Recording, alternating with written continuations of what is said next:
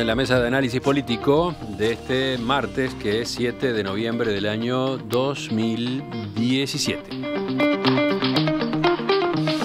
Estamos con Fernanda Boidi, Daniel Chaschetti, Daniel Buquet y Federico Irazábal. Vamos a un segundo tema.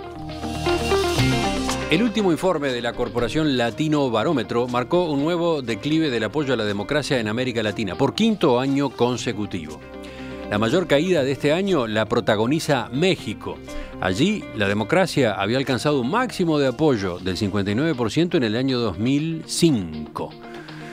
Pero bueno, últimamente viene bajando y ahora estamos en 38%. En 2016 había caído al 48%, este año baja 10 puntos y llega al 38%. O sea, a más del 60% de la población de ese país le es indiferente o no quiere que un régimen de gobierno democrático exista en su país. La lista de apoyo a la democracia, es encabezada por Venezuela con 78%. Después Uruguay con 70%. Uruguay subió 2 puntos respecto al año pasado, cuando había llamado la atención una caída brusca de 8 puntos en la que se había alcanzado entonces el nivel más bajo en 2 décadas. Después, tercer lugar para Ecuador con 69%, Argentina con 67% y Costa Rica con el 62%. ¿Cuáles son los países donde la democracia recoge menor apoyo? Honduras, El Salvador y Guatemala con 34, 35 y 36 respectivamente. ¿Quién empieza? ¿Fernanda? Sí, cómo no. Interesante siempre conocer los resultados del Latino Barómetro, que es uno de los proyectos que miden la opinión pública sobre los valores democráticos en la región. Nobleza obliga, yo debo reconocer que trabajo para el otro proyecto que mide los valores de la competencia, que es el Barómetro de las Américas, que también se recogió este año y encontró resultados similares. Uruguay consistentemente puntúa arriba en todo lo que tenga que ver con las preguntas sobre apoyo a la democracia y confianza institucional y demás. Esto no es sorpresa para nosotros. Las variaciones que vemos de año a año son pequeñas, usualmente dentro de los márgenes de error. Un dato que destaca este informe del Latino Barómetro es lo alto que puntúa Venezuela en sus valores democráticos. Y esto lo hemos visto ya en 2014 y en otros proyectos, y tiene que ver, al menos en la interpretación que hacemos nosotros, con un rechazo muy fuerte al régimen. O sea, los venezolanos no están satisfechos con cómo funciona la democracia en el país, pero se muestran muy a favor de la democracia. Entonces hay distintas preguntas para abordar el fenómeno. No es que estén contentos con la situación de Venezuela ni con el gobierno de Maduro, sino que en respuesta a eso rescatan sus valores democráticos. Del mismo modo, ha aumentado muchísimo la tolerancia política en Venezuela, medida en el derecho de aquellos que piensan distinto del régimen a ejercer sus derechos políticos. Entonces, en realidad no es un indicador de que estén las cosas muy bien, sino un indicador del rechazo ciudadano a cómo se está comportando el gobierno. Es que lo que se está midiendo es el apoyo a la democracia como concepto. Y no es una valoración del funcionamiento. Hay una pregunta que es satisfacción con la democracia, pero en este Venezuela caso, puntúa rebajo. Claro. En ese caso. Pero lo de Venezuela no es de ahora. No, ya se vio. Desde los años 90, cuando empezó a hacerse las encuestas del Latino Barómetro, Venezuela siempre da alto.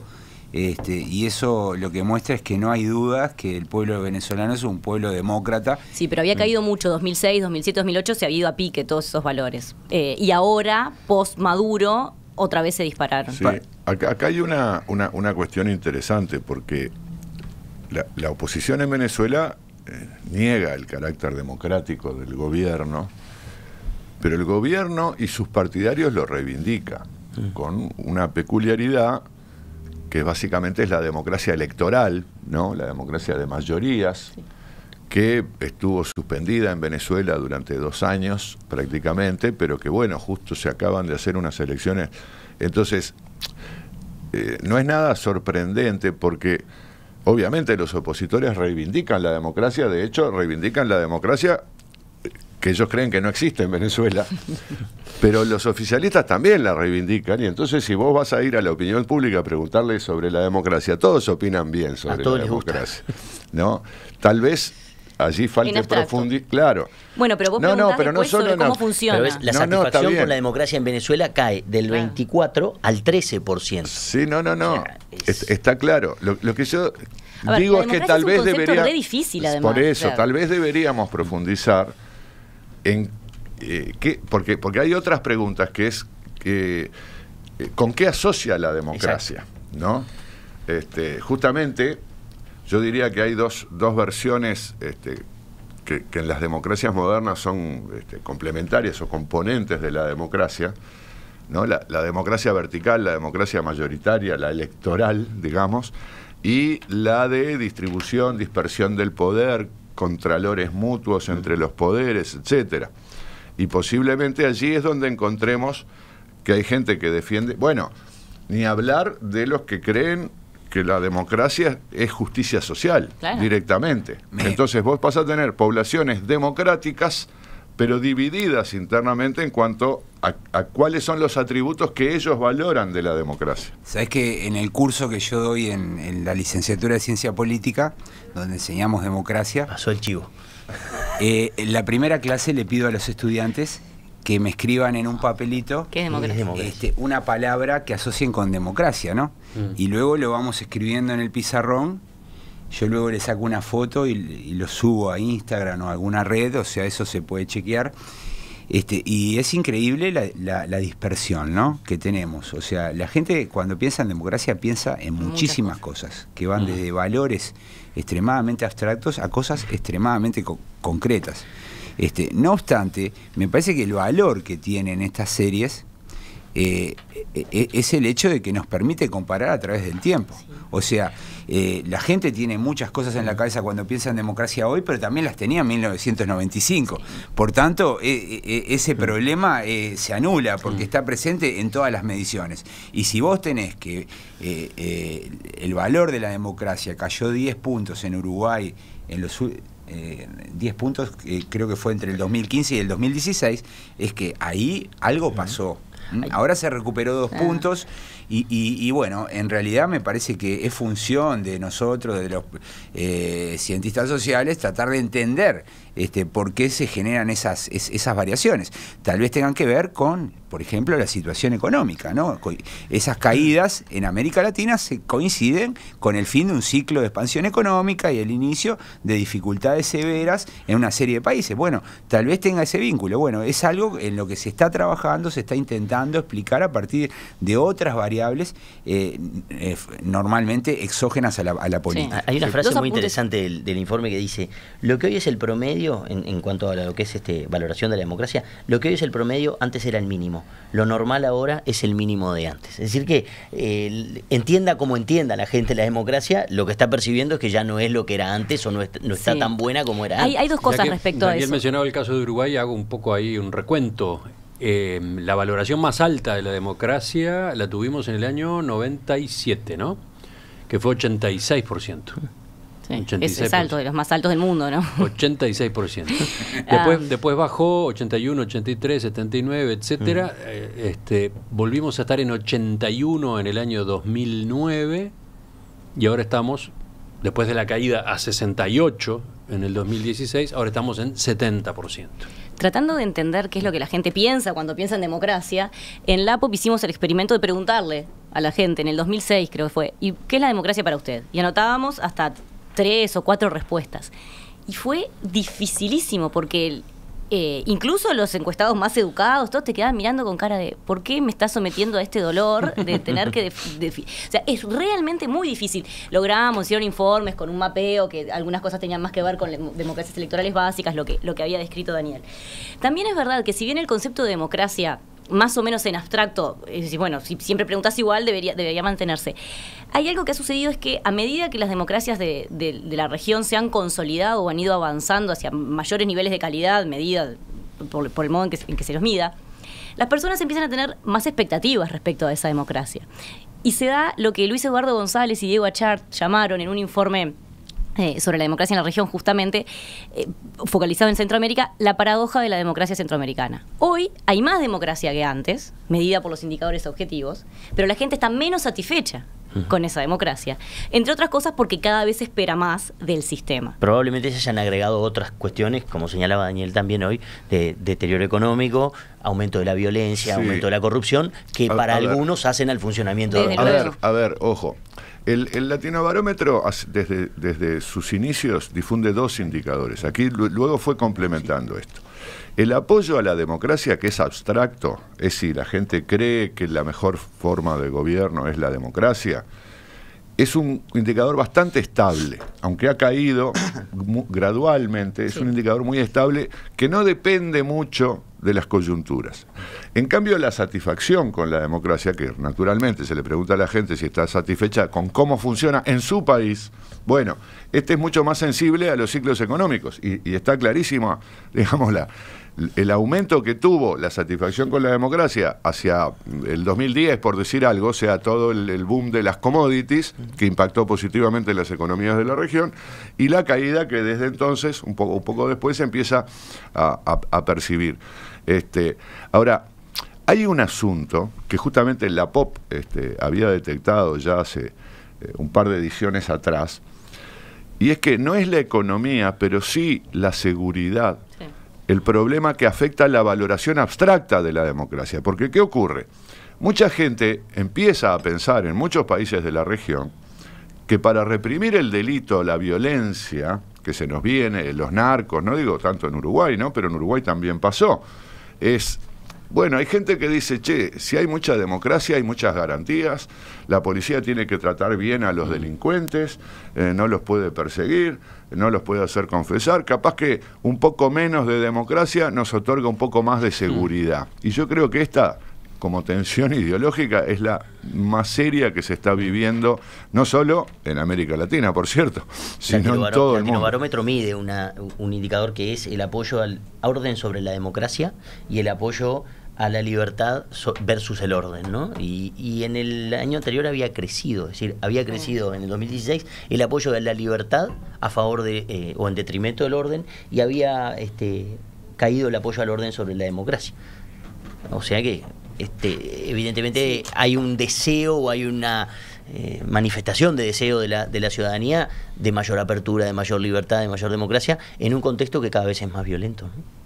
Sí, bueno, pero para eso son pequeñas variaciones. Son pequeñas, sí, pero que exigiría de alguna manera... El estructural sigue presente. No nos olvidemos, Fujimori logró, digamos, legitimidad para una dictadura, porque combatiendo al terrorismo, por supuesto, a Sendero, la situación de violencia en Perú era extraordinariamente grave, ¿no? Entonces, ojo con eso. Digamos, el narco, la violencia, es algo que no solo genera problemas porque se matan entre ellos, digamos, sino que genera problemas mucho más graves porque le quita legitimidad a la democracia. Ahora, yo quería decir lo siguiente, capaz que Fernanda nos puede ayudar en este punto. Cuando uno lee la APOP o Latinobarómetro, lo que encuentra es que Uruguay sale muy bien en general, ¿no? O sea, con nosotros nos preocupamos si bajamos, no sé, del 70 al 68, claro. Es como... pero Uruguay aparece casi primero en todos los asuntos relevantes de la democracia en América Latina. Entonces yo me pregunto si los uruguayos, para ser un poco más autocríticos y exigentes con nuestro régimen, si no deberíamos... tener otros parámetros de medición, ¿no? Yo encuentro que América Latina está tan mal o tan inestable que leer el Latinobarómetro es casi como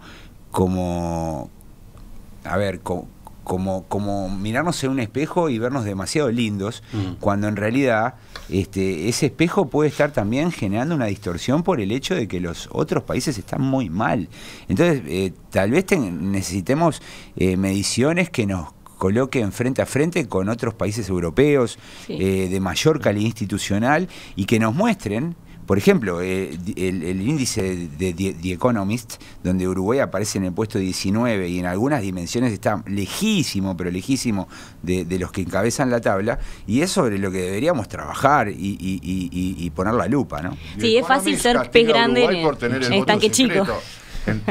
Sí, pero también lo castiga por otras cosas, como por ejemplo la participación política, la participación de los ciudadanos en los procesos de políticas públicas. O sea, el índice de The Economist es un índice muy respetado, ¿no? Sí. Perdóname, estamos arriba del país que se cree que es el ejemplo mundial de democracia, que es Estados Unidos. Sí, el lugar 19 no es la cabeza del ratón. En el Latinobarómetro, quiero decir. No es un gran mérito. Comparamos solo con el Latinobarómetro. No es un gran mérito estar en encima de Estados Unidos. Yo creo que en realidad nosotros deberíamos compararnos con países europeos para entender en qué cosas nuestra democracia todavía falla. Sí, pero Daniel le pedía algún comentario a Fernanda. Sí. La APOP incluye 29 países en la ronda 2016-2017, entre ellos Estados Unidos y Canadá. Y Uruguay, ahora estaba revisando el informe comparado y está ahí, Canadá, Uruguay, Estados Unidos. Hasta hace unos años la disputa en la APOP era si era Uruguay o Costa Rica el que estaba más arriba en los indicadores, porque hasta el director del proyecto, que tenía varias afinidades por varias razones con Costa Rica, siempre decía que era el mejor país del mundo por sus índices democráticos, y teníamos esa disputa interna a ver qué iba a pasar, y Uruguay consistentemente lo empezó a superar a Costa Rica, luego de todos los escándalos de corrupción y demás, está lejos de estar en el tope del ranking Costa Rica, como sí lo estaba hasta hace algunos años, cosa que muestra que a pesar de haber estado durante muchos años y de modo consistente arriba, fenómenos políticos pueden cambiar esas tendencias de larga data, o sea que no estamos vacunados, eso es lo primero. Sí. Y lo otro, hay indicadores que tal vez no necesariamente sean el mejor indicador de fortaleza democrática, pero sí arroja pistas sobre eso, como la confianza en el Congreso, la confianza en los partidos políticos, el porcentaje de individuos que se identifica con un partido político, que hablan de la institucionalización del sistema de partidos, que sabemos que es importante para la democracia y demás, que Uruguay está arriba también cuando lo comparás con los países europeos. O sea, la crisis de los partidos es mundial y acá todavía resistimos, pese a las críticas y pese a los problemas. Lo mismo con el Congreso. Bueno, vos lo sabés bien, Daniel. Sí. Pregunta, un oyente pregunta, ¿qué es el Latino Barómetro?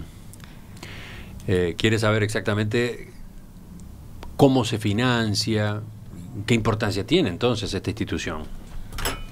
Bueno, otra vez, me toca hablar de la competencia. El Latino Barómetro es un proyecto que tiene múltiples fuentes de financiación y que varían de ronda a ronda. Esta ronda es financiada por la CAF. La información que dan ellos Ahí va. Definen, por un lado definen lo que es el Latino Barómetro, es un estudio producido por la Corporación Latino Barómetro, una ONG sin fines de lucro con sede en Santiago de Chile, que es la única responsable de los datos. Es una copia del Eurobarómetro. Ahí está. No solo una copia, el Eurobarómetro fue el primer financiador del Latino Barómetro. También lo financió el PNUD al Latino Barómetro. Es verdad. Para esta edición 2017, el estudio recibió el apoyo de organismos internacionales y gobiernos, concretamente BID, INTAL, el Instituto de Integración de América Latina, CAF, Banco de Desarrollo de América Latina, y el gobierno del Reino de Noruega y el de México. Lo que hace el Latinobarómetro es tener un panel de expertos que desarrollan las preguntas, que usualmente se repiten de ronda a ronda, y contrata en cada país encuestadoras locales de trayectoria. Acá las hace equipos hace 1,5 millones de años. Las hace equipos en Uruguay. La APOP funciona de modo diferente porque la APOP es una institución académica. Sí. Que la academia estuvo muy enojada con Latino Barómetro durante muchos años porque Latino Barómetro, que tenía plata suficiente para financiar sus trabajos, de todos modos le vendía a la academia el acceso a sus bases de datos. Pero eso cambió. Cambió porque la APOP llegó al mercado y puso a disposición de modo gratis los lapos. Yo también paso el chivo, pero perdió el monopolio. Perdió el monopolio. Seguimos, volvemos con el último segmento de la mesa. Comentaremos la APOP acá cuando salga, ¿no?